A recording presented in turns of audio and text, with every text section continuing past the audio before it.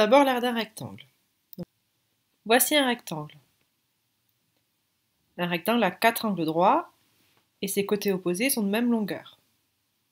Donc la longueur, on va la noter grand L et la largeur petit l.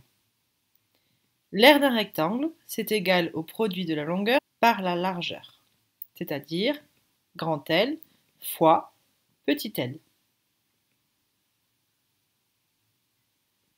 Aire d'un carré. Voici un carré, 4 côtés de même longueur et 4 angles droits. Ces côtés, on va les appeler C. L'aire d'un carré, c'est égal au côté fois le côté. Donc C fois C. Aire d'un triangle. Voyons d'abord l'aire d'un triangle rectangle. Un triangle rectangle, c'est en fait un demi-rectangle. Donc l'aire d'un triangle rectangle, c'est la moitié d'un rectangle.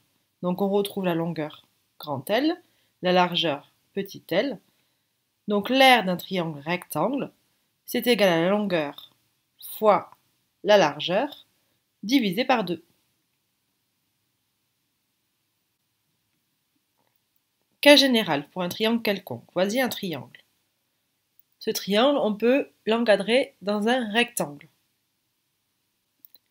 La longueur de ce rectangle, on appellera ça la base du triangle. Et la largeur, on appellera ça la hauteur relative à cette base. Donc la hauteur, on la retrouve ici, qui est perpendiculaire à la base et qui passe par le sommet opposé. L'aire d'un triangle, c'est égal à la base fois la hauteur divisé par 2. Et enfin, l'aire d'un disque.